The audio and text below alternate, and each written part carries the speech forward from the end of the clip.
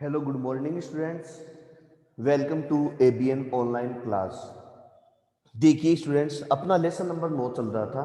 प्रकाश प्रकाश के विभिन्न प्रकार के गुण वगैरह हो गए थे। ठीक है, इसकी विभिन्न प्रकार की प्रॉपर्टी गुणों के बारे में हमने डिस्कस कर लिया था। फिर प्रकाश के परावर्तन के बारे में भी हमने देख लिया था। फिर हमने देखा था अलग अलग प्रकार के दर्पण। दर्पण दो प्रकार के थे, एक है समतल दर्पण और दूसरा गोलीय दर्पण।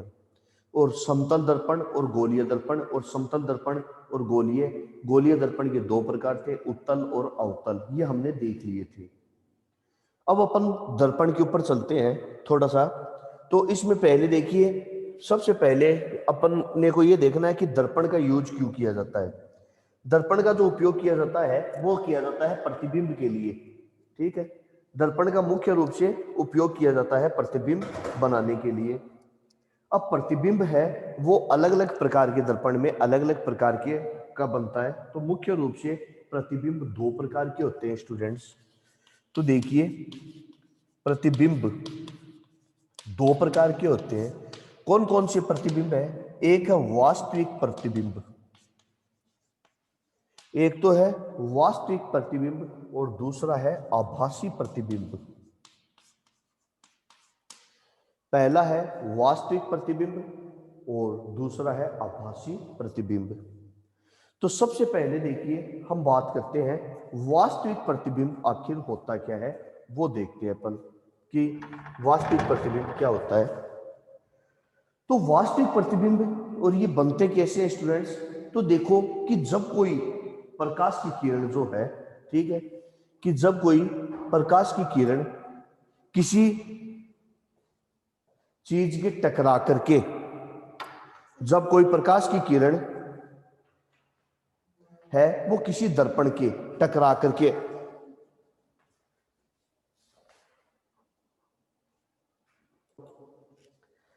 हाँ स्टूडेंट्स, तो देखिए प्रतिबिंब आखिर बनता कैसे है। प्रतिबिंब जो बनता है वह बनता है कि जब कोई दर्पण है, ठीक है, उस दर्पण से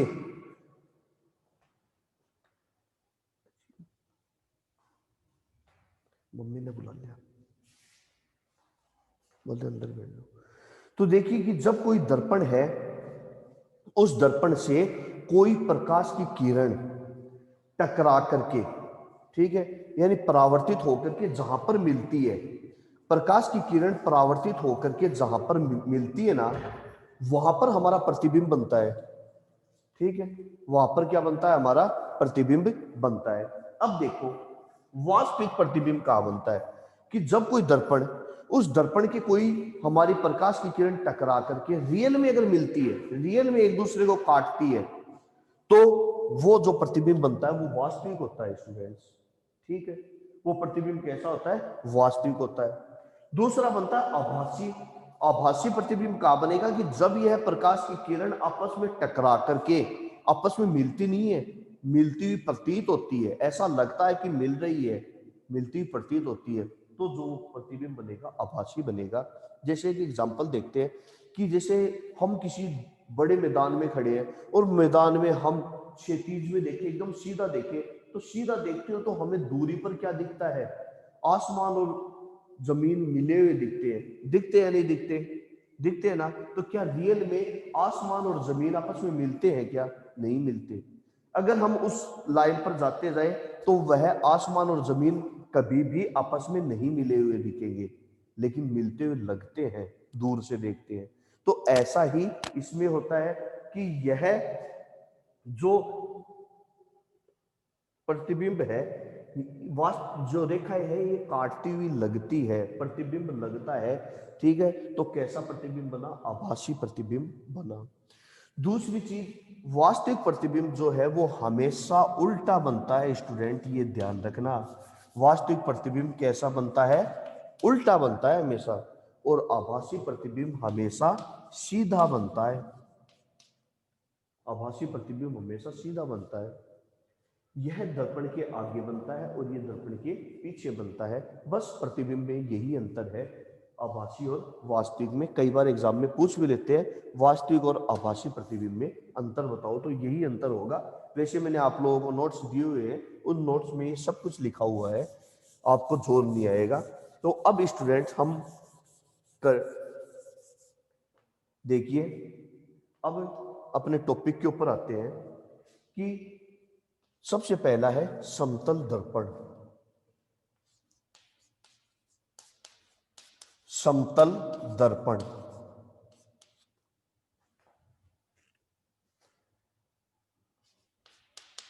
देखिए आप सबको पता है समतल दर्पण कैसा होता है स्टूडेंट्स, इस तरीके का होता है, ठीक है। और हम में से सब कोई ऐसा शायद ही कोई इंसान होगा जो समतल दर्पण को जिसने उपयोग नहीं किया हो। अब दर्पण होता क्या है, समतल दर्पण हो चाहे कोई भी हो, दर्पण होता क्या है, कांच का टुकड़ा होता है। उस कांच के टुकड़े को यदि पीछे की साइड में पॉलिश कर ली जाए, आपने दर्पण को देखा होगा, आप पीछे देखना, उसकी फ्रेम हटा करके पॉलिश की हुई होती है। वो पॉलिश किसकी की हुई होती है, निकल की, निकल की या सिल्वर की, निकल या सिल्वर की पॉलिश की हुई होती है उसकी बैक साइड के ऊपर, ठीक है ना। तो जो कांच के टुकड़े की अगर पीछे की साइड में हम पॉलिश करते तो क्या बन जाता है, वो दर्पण बन जाता है, ठीक है। जिसका उपयोग, और फिर इसमें दो टर्मिनोलॉजी काम में आती है, एक होता है बिंब और एक होता है प्रतिबिंब। माना कि हम दर्पण के सामने खड़े हैं, ठीक है, कांच के सामने खड़े हैं, अपना चेहरा देख रहे हैं। हम लोग आए दिन सुबह से लेकर शाम तक कभी ना कभी दर्पण का यूज करते हैं, सीधी सी बात है, मैं भी करता हूँ, आप लोग भी करते हो। कुछ 2 मिनट के लिए करते हैं, कुछ 2 घंटे तक खड़े रहते हैं दर्पण के सामने, लेकिन करते हैं। तो देखिए दर्पण जो होता है उसके पीछे क्या करते हैं, पॉलिश कर देते हैं, किसकी, निकल की या सिल्वर की पॉलिश कर देते हैं, और इस प्रकार वो हमें अपना प्रतिबिंब दिखाता है। समतल दर्पण, अब समतल दर्पण में के लिए मैंने आप लोगों को दो चीज बताई थी, एक होता है बिंब और दूसरा होता है प्रतिबिंब। तो ध्यान से समझो, एक है बिंब और दूसरा है प्रतिबिंब। दूसरा है बिंब, एक है बिंब और दूसरा है प्रतिबिंब, यानी बिंब का बिंब। तो देखो जैसे कि हम दर्पण के सामने खड़े हैं तो हम क्या हुए, बिंब हुए, ठीक है ना। हम दर्पण के सामने खड़े हैं तो हम क्या हो गए, बिंब हो गए। और जो हमारी तस्वीर उस दर्पण के पीछे बन रही है उसे हम कहते हैं प्रतिबिंब, ठीक है ना, उसे हम क्या कहते हैं, प्रतिबिंब कहते हैं। आ गया समझ में, आ गया क्या, कोई दिक्कत? हाँ बोलो। अभी बताया नहीं है मैंने, अभी बता रहा हूं मैं, अभी पूरा नहीं बताया है, ये तो समझ में आ गया, ठीक है। तो बिंब और प्रतिबिंब तो समझ में आ गया ना। हाँ वापस बता देता हूं, कोई दिक्कत नहीं है, तभी कहता हूं ऑफलाइन क्लास में ही फायदा है, आप दोबारा पूछ सकते हो। तो दर्पण के सामने आप खड़े होते हो, क्या देखते हो, चेहरा देखते हो, बात मतलब समझो इसको, कभी अदरवाइज मत लो, क्या देखते हो, चेहरा देखते हो। तो आप क्या हो, बिंब, आप क्या हो, बिंब, साइंस की भाषा में क्या कहेंगे आपको, बिंब। और आपने जो अपना चेहरा देखा, सामने जो और के पीछे है वो क्या हो गया, आपका प्रतिबिंब। हेलो, हेलो खुशी। हेलो। हाँ कुछ, हाँ सर। कुछ पूछना है क्या बेटा? सर अभी तक तो आ रहे हैं समझ में। वेरी गुड, आवाज साफ आ रही है ना? हाँ। ठीक है, वेरी गुड। देखो तो हम क्या हुए, बिंब, और हमारा जो सामने दर्पण के पीछे बना वो क्या हो गया, प्रतिबिंब। क्लियर? अब देखिए हम बात करते हैं समतल दर्पण की, अब कर रहा हूं मैं चालू। तो समतल दर्पण होता क्या है, क्योंकि ये वो चीज है जो हम आए दिन काम में लेते हैं, है ना। तो समतल दर्पण होता क्या है, समतल दर्पण जिसका परावर्तक सतह, यही तो है परावर्तक सतह, जिसकी परावर्तक सतह क्या हो, समतल हो, उसे हम क्या कहते हैं, समतल दर्पण कहते हैं। क्लियर? आ गया समझ में? तो परावर्तक सतह क्या हो, समतल हो, उसे हम क्या कहते हैं, समतल दर्पण कहते हैं। अब देखिए इसके गुण, समतल दर्पण के गुण देखिए क्या क्या होते हैं, ध्यान से, ये मैं मिटा देता हूँ, बिंब और प्रतिबिंब, बस इतना ही था, क्योंकि अब आगे जो जब हम पढ़ेंगे तो ये टॉपिक बार बार में काम में आएंगे, बिंब प्रतिबिंब, ठीक है। तो सबसे पहला पॉइंट, समतल दर्पण के गुणों के अंदर सबसे पहला पॉइंट क्या है, वो है कि समतल दर्पण के अंदर जो प्रतिबिंब बनता है वो कैसा होता है? आभासी होता है। ठीक है, कैसा होता है? आभासी प्रतिबिंब होता है। तो इससे बनने वाले जो प्रतिबिंब है उसकी गुणों की बात कर रहे हैं, तो समतल दर्पण में जो प्रतिबिंब है वो कैसा बनता है? आभासी। तो सीधी सी बात है, आभासी है तो कैसा बनेगा? सीधा या उल्टा? कैसा बनेगा? सीधा। तो प्रतिबिंब कैसा बनता है? सीधा। प्रतिबिंब कैसा बनता है? सीधा। दर्पण में सीधा ही तो बनता होगा या उल्टा बनता है? सीधा ही बनता है। तो वो कैसा बनता है? आभासी और सीधा। फिर उसके बाद में तीसरा, आकार। प्रतिबिंब का आकार कैसा होता है भाई? प्रतिबिंब का आकार कैसा होता है? बिंब के आकार का होगा या नहीं होगा? बोलो। अरे भाई, सामने दर्पण के सामने खड़े हो, उसकी साइज कितनी होगी? तुम्हारी जितनी होगी या नहीं होगी? नहीं समझ में आया क्या? भाई एक बड़ा सा कांच है, ठीक है, उसमें तुम खड़ी हो जाओ, उसके एकदम पास में ये कांच है, इस कांच के तुम एकदम सामने यहां खड़ी हो जाओ, तो पहले तो ये बताओ सीधी दिखोगी या उल्टी? सीधी। तो प्रतिबिंब कैसा होगा? सीधा। तो सीधा है तो आभासी। अब आकार कितना होगा? उसके बराबर साइज होगी या नहीं होगी? है ना? तो आकार कैसा होगा? बिंब के समान। किसके समान? बिंब के समान। इनको रटो मत, रटनाफिकेशन छोड़ दो। ये चीजें तो आप लोग आप हो चाहे मैं हो, सब लोग काम में लेते हैं, तो इसको दिमाग में बिठाओ और एग्जाम में ऐसे ही लिखना है। ठीक है, तो आकार क्या हो गया? समान। फिर चौथा पॉइंट, दूरी। दूरी किसकी? प्रतिबिंब की। किससे? दर्पण से। तो दूरी के क्या होगी? अब बताओ कि जब हम दर्पण की तरफ बढ़ते हैं तो प्रतिबिंब हमारे से दूर जाता है या वो भी दर्पण की हमारी तरफ बढ़ता है? बोलो। बढ़ता है ना, हमारी तरफ ही बढ़ता है। और हम दर्पण के से सब दूर जाते हैं तो प्रतिबिंब भी दूर जाता है या नहीं जाता? जाता है ना। तो दूरी क्या होगी? समान हुई या नहीं हुई? यानी हम दर्पण से जितनी दूरी पर है ना, उतनी दूरी पर क्या होगा? प्रतिबिंब बनेगा। ऐसा ही होगा। अगर मान लो मैं पीछे खिसकता खिसकता उस दीवार तक चला जाऊं तो प्रतिबिंब भी दूर तक जाएगा या नहीं जाएगा? अगर मैं पास आता हुआ दर्पण के एकदम सट के खड़ा हो जाऊं तो प्रतिबिंब भी सट के खड़ा होगा या नहीं होगा? तो दूरी क्या होगी? बोलो। समान। Very good. तो दूरी क्या होगी? समान होगी। क्लियर? ये उतार लो साथ साथ में। दूरी क्या होगी? समान होती है। फिर आगे देखिए, आगे कि नेक्स्ट है पांचवा, पार्श्व परावर्तन। पांचवा जो पॉइंट है इंपॉर्टेंट है, पार्श्व परावर्तन।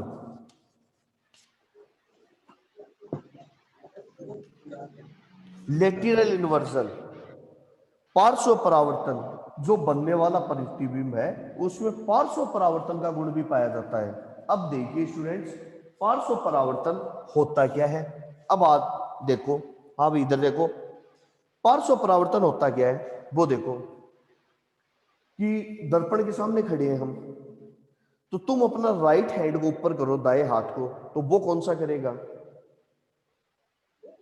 लेफ्ट। Very good. प्रतिबिंब में देखना अपना, अगर हम अपना दाया हाथ हिलाएंगे तो वो भी अपना बाया हाथ हिलाएगा या नहीं हिलाएगा?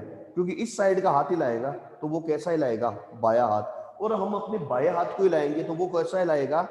दाया हाथ। आया समझ में? तो हमारा बाया उसका दाया है और हमारा दाया उसका बाया है, तो उसे ही हम क्या कहते हैं? पार्श्व परावर्तन कहते हैं। क्या कहते हैं इसको? पार्श्व परावर्तन कहते हैं। तभी आप देखो उसमें हर चीज उल्टी दिखाई देती है दर्पण में। देखा है क्या कभी? नहीं ध्यान दिया कभी? दर्पण के आगे से अक्षर देखना कभी, अरे किताब को उल्टे दिखेंगे। ठीक है, अगर हम दर्पण के आगे पी लिखे, किसी कागज पर पी लिखे, तो उसमें क्या लिखा रहेगा? क्यू। उसमें क्या रहेगा? यू। ऐसा ही तो दिखेगा, ऐसा नहीं दिखेगा क्या? है ना? तो इसी क्या कहते हैं? पार्श्व परावर्तन कहते हैं। हाँ भाई, कुछ ये समझ में आ रहा है बेटा? हाँ। हाँ, तो इसी यही है समतल दर्पण के गुण। 5 पॉइंट है, पांचों पॉइंट आप लोगों को याद करने हैं। आ गया समझ में? सर सर हाँ जी। सर ये दूरी के नीचे आपने पार्श्व परावर्तन नहीं लिखा है ना? हाँ, पार्श्व परावर्तन साफ तो दिख रहा है बेटा, दो।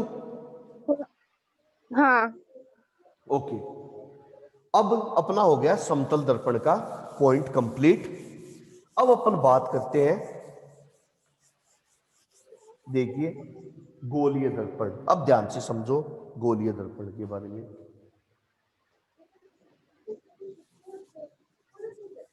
गोलीय दर्पण क्या होते हैं?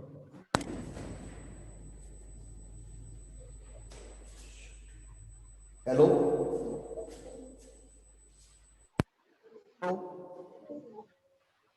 हाँ सर। हाँ, आवाज आ रही है ना?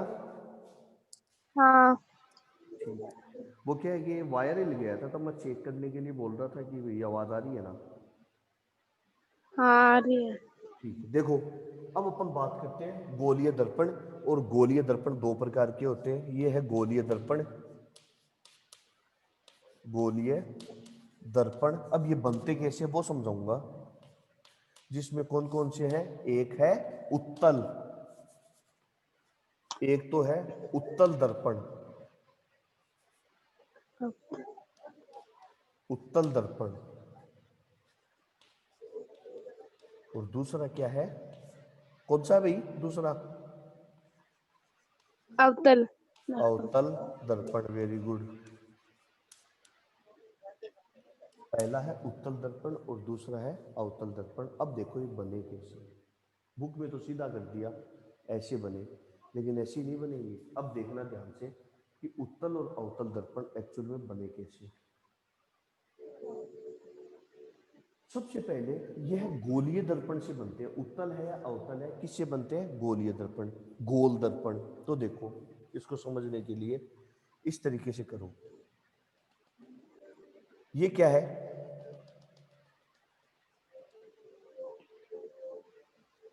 गोलीय दर्पण। क्या है ये? गोलीय दर्पण। ठीक है। और इसमें भी हम क्या लगा देते हैं? गोलीय दर्पण का कर देते हैं। ये लो। अब देखो, एक काम कर देते हैं, इसको मैं अवतल कर देता हूं, उसको उत्तल कर देता हूं। उत्तल और अवतल है, ठीक है, तो एक ही बात है, कोई फर्क तो नहीं पड़ता है। ठीक है, तो इसके हम नाम इधर के इधर कर देते हैं, इंटरचेंज कर देते हैं नाम को।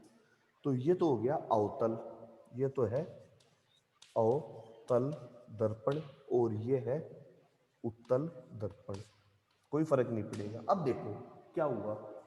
ठीक है, अब हमने क्या किया, गोलीय दर्पण के इतने इतने पोर्शन को काट दिया। क्योंकि देखो, आपने देखा हो गोलीय दर्पण इसी तरीके से तो बनता है। ठीक है, मैं पहले बना देता हूं, उत्तल और अवतल बना देता हूं। ठीक है, तो ये है अवतल दर्पण, कुछ इस तरीके का। ये सी, ये एफ, ऐसा ही तो है बुक के अंदर। और ये उत्तल दर्पण है। अब ये बना कैसे वो मैं आपको अभी समझाता हूं। ये P, ये भी P, ये F और ये C। देखने में प्रॉब्लम हो रही है यार, बैठ जाओ चाहे, अगर देखने में प्रॉब्लम हो रही है तो। हाँ, अब देखो, अब क्या किया हमने कि इसको इतने हिस्से को हमने काट दिया। क्या किया? इतने हिस्से को हमने क्या कर दिया? काट दिया। अब आपको पता है कि कोई भी गोला है, इसका केंद्रीय भाग क्या कहलाता है? सी कहलाता है या नहीं कहलाता? केंद्रीय भाग क्या कहलाता है उसका? सी कहलाता है। और इसको हमने क्या किया? इतने पोर्शन को हमने क्या किया? काट दिया। इसके इतने पोर्शन को हमने काट दिया, और इसका भी केंद्रीय भाग ये क्या कहलाएगा? सी कहलाएगा। अब देखो आगे, अब हमने क्या किया इसके इस भाग को पॉलिश कर दी, इतने इतने भाग को, ठीक है, इसके इतने, और इसको अंदर की साइड से पॉलिश कर दी। इसको क्या किया, अंदर की साइड से पॉलिश कर दिया। अब देखो आगे स्टूडेंट्स कि इतना करने के बाद में देखो ये जो सी है, यह दर्पण की जिस परावर्तक सतह पर जहां पर मिलता है, ठीक है, ये सी इस दर्पण के जहां पर मिलता है इसको ध्रुव पी कहते हैं। क्या कहते हैं, ध्रुव पी। और सी क्या है, वक्रता के अंदर, ध्यान रखना, सी को क्या कहते हैं, वक्रता के अंदर, और पी को क्या कहते हैं, ध्रुव। क्या कहते हैं, अरे बोलो, ध्रुव, ठीक है। इसी प्रकार से जो ये वक्रता के अंदर सी है ना, ये सी जो है यह इस परावर्तक सतह पर जहां पर मिलता है, ये मैं उत्तल दर्पण बता रहा हूं, तो इसको भी क्या कहते हैं, ध्रुव पी कहते हैं, पोल। फिर उसके बाद में अब हम क्या करेंगे, इसको यहां से काट देंगे। अब हम क्या करेंगे, इसको यहां से काट देंगे, और काटने के बाद में ऐसे ही बनेंगे या नहीं बनेंगे, ऐसे ही तो बनेंगे, उनको काटा तब, है ना। तो इस तरीके से अब इनके नामकरण देख लो क्या क्या है, ध्यान से देखो। पी, पी को क्या कहते हैं, ध्रुव कहते हैं। क्या कहते हैं इसको, ध्रुव। ये भी क्या हो गया, ध्रुव हो गया। फिर उसके बाद में देखो सी, इसको क्या कहते हैं, वक्रता केंद्र। क्या कहते हैं इसको, वक्रता केंद्र। ये है सी, सी को क्या कहते हैं, वक्रता केंद्र। और ये एफ, एफ को कहते हैं फोकस बिंदु। क्या कहते हैं, फोकस बिंदु, वेरी गुड। तो इसको कहते हैं फोकस बिंदु। किसको कहते हैं, इस एफ को, ये जो कैपिटल एफ है ना, इसको क्या कहते हैं, फोकस बिंदु कहते हैं। ये एक ही साथ लिख दिए मैंने, आ रहा है समझ में, कोई दिक्कत। फिर उसके बाद में देखो ये ध्रुव, ये फोकस बिंदु, ये वक्रता के अंदर। और देखो स्टूडेंट्स, ये जो लाइन दिख रही है ना यहां, इसको कहते हैं प्रिंसिपल एक्सिस, मुख्य अक्ष। इसको कहते हैं मुख्य अक्ष, मुख्य अक्ष। अब यह साइंस थोड़ी सी टिपिकल होती जाएगी, इसलिए कहता हूं सिस्टमेटिक तरीके से पढ़ते रहो साथ साथ, क्योंकि अब आगे जाके बहुत ज्यादा कॉम्प्लेक्स जटिल होने वाली है ये चीजें, ठीक है। ये रहा मुख्य अक्ष, इसको हम क्या कहते हैं, मुख्य अक्ष। बस इतना ही है। तो ये हो गया फोकस बिंदु, मुख्य अक्ष, ये लो, ये इसके कुछ पॉइंट। अब और भी है, अब कुछ पॉइंट और रह रहे हैं, वो और देखो। देखो आपको पता है कि यहां से ये केंद्र से लेके पी तक की दूरी, ये क्या कहलाती है, त्रिज्या कहलाती है, नहीं कहलाती, त्रिज्या ही तो होती है। अरे गोल है, और गोले का केंद्रीय भाग से यहां तक की दूरी त्रिज्या होती है ना, मैथ में देखी है। तो ये क्या हो गई, इसकी त्रिज्या आर, और ये इसकी त्रिज्या आर। तो ये दूरी क्या कहलाएगी, वक्रता त्रिज्या आर कहलाएगी। इसको कहते हैं वक्रता त्रिज्या, वक्रता त्रिज्या। इसको भी आप इसमें अंकित कर लेना, अपने हिसाब से नाम लिख लेना, क्लियर। फिर उसके बाद देखो इस फोकस बिंदु से लेकर के ध्रुव तक की दूरी, फोकस बिंदु से ध्रुव तक की दूरी, देखो सी से पी तक की दूरी तो क्या कहलाएगी, वक्रता त्रिज्या, है ना। और एफ से लेकर के पी तक की दूरी क्या कहलाएगी, फोकस दूरी। फोकस बिंदु से केंद्र तक, यहां तक की दूरी क्या कहलाएगी, फोकस दूरी एफ, स्मॉल एफ। ये दूरी क्या कहलाती है, स्मॉल एफ कहलाती है। यहां से लेकर के यहां तक की दूरी स्मॉल एफ, जिसको कहते हैं फोकस दूरी। क्या कहते हैं जिसको, फोकस दूरी कहते हैं, स्मॉल एफ। आ गया समझ में, कोई दिक्कत। अभी तो मैं इनकी परिभाषा और बताऊंगा डिटेल में, ठीक है ना। तो ये हो गया फोकस दूरी के बारे में। हाँ स्टूडेंट समझ में आ गया, हाँ खुशी, हाँ सर। हाँ बेटा समझ में आ रहा है क्या, नहीं सर, ये नहीं आया उत्तर, ये क्या नहीं आया, ये जो आप कर रहे हो ना, ये नाम था। F P. चलो ये तो हाँ आगे हाँ यहां से समझ लो। ठीक है, इस गोले का केंद्रीय भाग क्या कहलाता है? सी। केंद्रीय भाग क्या कहलाता है? सी, वक्रता केंद्र। और वक्रता केंद्र और पी के एकदम मध्य बिंदु एफ, इसको कहते हैं फोकस दूरी। क्या कहलाते हैं इसको? फोकस दूरी। ठीक है, इसी प्रकार इसमें भी अंकित कर लो। फोकस दूरी नहीं, फोकस बिंदु, सॉरी, कैपिटल एफ क्या है? फोकस बिंदु, है ना। और इस एफ से लेकर के पी तक की दूरी को क्या कहते हैं? फोकस दूरी कहते हैं। क्या कहते हैं इसको? फोकस दूरी कहते हैं, एफ। अब तो आ गया समझ में? हाँ आ गया ना अब तो? हाँ तो ये दूरी फोकस दूरी, ये त्रिज्या। ठीक है, इसको ध्रुव कहते हैं। इस कैपिटल एफ को फोकस बिंदु कहते हैं। स्मॉल एफ को क्या कहते हैं? फोकस दूरी कहते हैं। इसको सेंटर ऑफ कर्वेचर यानी कि वक्रता केंद्र कहते हैं। क्लियर? हाँ। ठीक है, तो ये हो गया स्टूडेंट्स आपका दर्पण के बारे में और उसके कुछ पॉइंट। अब आगे अपन देखते हैं स्टूडेंट कि प्रतिबिंब। अब थोड़ा सा अपन इसके बारे में देखते हैं। ये उतार लिया गया आपने?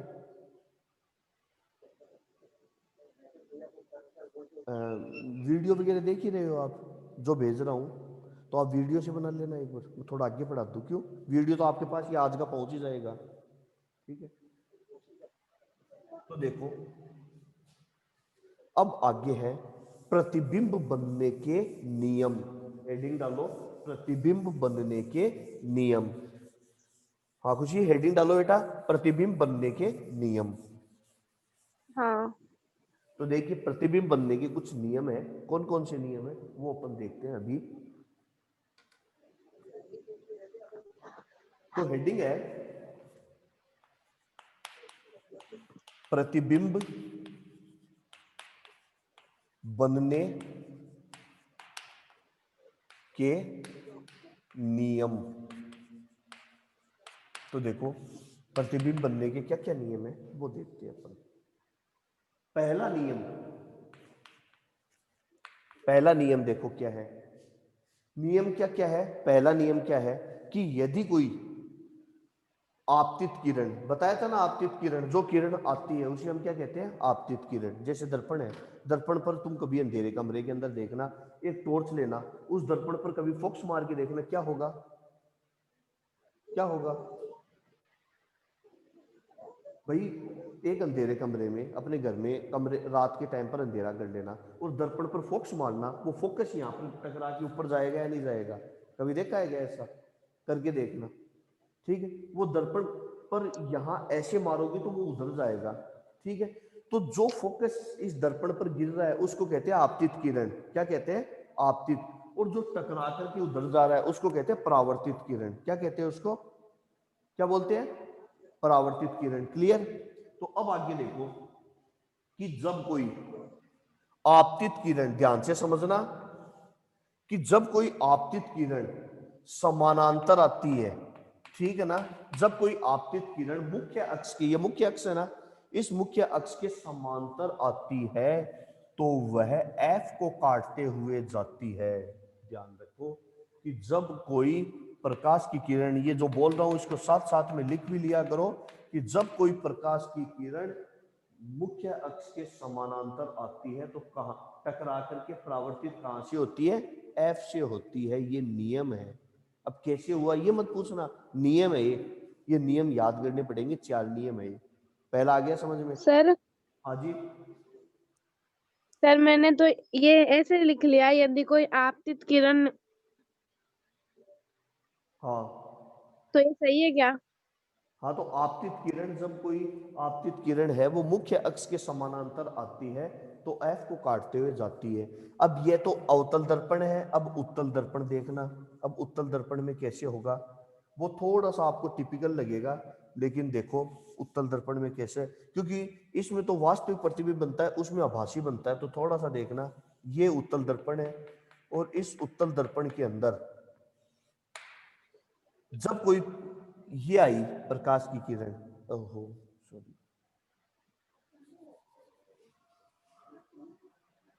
कोई प्रकाश की किरण समांतर आई, ये आ गई समांतर, तो जाएगी कैसे, यहां से टकरा करके इधर चली जाएगी, और जब इसको इधर बढ़ाओगे तो ये क्या है, पॉइंट एफ, और ये है सी। इस एफ के ऊपर जाती हुई प्रतीत होती है, रियल में इधर चली गई लेकिन प्रतीत कहाँ हो रही है, एफ पर। दूसरा पॉइंट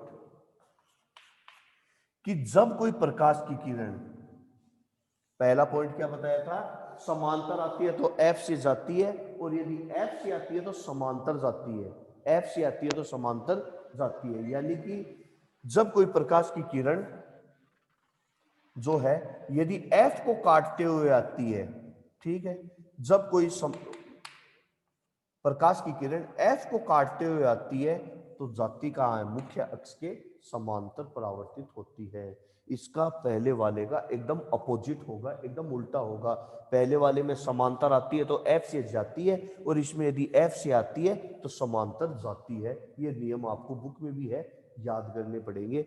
और इसी प्रकार से इसमें थोड़ा सा टिपिकल पड़ता है, कौन ये है उत्तल दर्पण के अंदर, इसमें देखो कैसे बनेगा, ये पी है, ध्रुव है, ठीक है, तो इसमें भी ऐसे ही बनेगा कि जब कोई प्रकाश की किरण कैसे आ रही है, इस एफ पर आ रही है, किस पर आ रही है, इसको अगर हम आगे यूं बढ़ाए तो ये हो गया एफ, ये हो गया सी, तो कैसे जाएगी, समानांतर निकल जाएगी।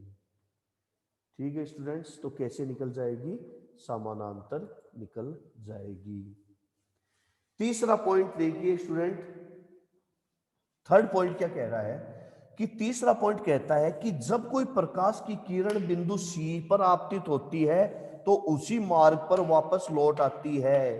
पहले हमने समांतर देख लिया, दूसरा एफ से देख लिया, तीसरा हम क्या कहेंगे कि जब कोई प्रकाश की किरण सी से पर आपतित होती है तो उसी मार्ग पर वापस लौट आती है। ऐसा ही इस उत्तल दर्पण के अंदर भी होता है कि यह प्रकाश की किरण किधर आपतित हो रही है, सी पर, ठीक है, सी पर आपतित हो रही है तो इसी मार्ग पर वापस लौट आती है। और चौथा पॉइंट जो है वो नियम ये कहता है कि जब कोई प्रकाश की किरण, चौथा नियम ध्यान से समझना, कि जब कोई प्रकाश की किरण किसी बिंदु पी पर, देखो एफ पर हो गई, सी पर हो गया, अब पी पर, जब कोई प्रकाश की किरण बिंदु पी पर आपतित होता है, जितने डिग्री के कोण पर, जैसे आई डिग्री का कोण है, आई डिग्री के कोण पर आपतित होता है तो उतने ही डिग्री के कोण पर, यानी आर डिग्री के कोण पर परावर्तित हो जाता है। ध्यान रखना, जितने डिग्री के कोण पर आपतित होता है उतने डिग्री के कोण पर परावर्तित हो जाता है। ये नियम है किसके, दर्पण के। अब लेंस के नियम कुछ अलग आएंगे, क्योंकि आगे स्टूडेंट ध्यान रखना, दर्पण पढ़ने के बाद में हम उसके लेंस के बारे में भी देखेंगे। तो ये तो हो गया अवतल दर्पण। अब देखिए उत्तल दर्पण, उत्तल दर्पण में भी यही होगा कि उत्तल दर्पण में भी क्या होगा, देखिए कि जब कोई प्रकाश की किरण इस ध्रुव के ऊपर आपतित होती है तो उतने डिग्री के कोण पर परावर्तित हो जाती है, उतने डिग्री के कोण पर परावर्तित हो जाती है। तो स्टूडेंट्स आज तक का जो क्लास है वो इतना आप लोग देख लेना। कल मैं आप लोगों को बताऊंगा प्रतिबिंब कैसे बनते हैं, यहाँ तक का आप अच्छी तरह से लर्न कर लेना। फिर कल जो टेबल दी हुई है उसको एक बार आप देख लेना, समझ में आए तो बहुत अच्छा, नहीं आए तो कोई बात नहीं, कल मैं आपको वो टेबल भी समझाऊंगा और उससे प्रतिबिंब कैसे बनते हैं वो भी मैं आपको बताऊंगा। ओके स्टूडेंट्स, इसी के साथ मैं विदा लेना चाहता हूँ। Okay students, thank you, have a nice day.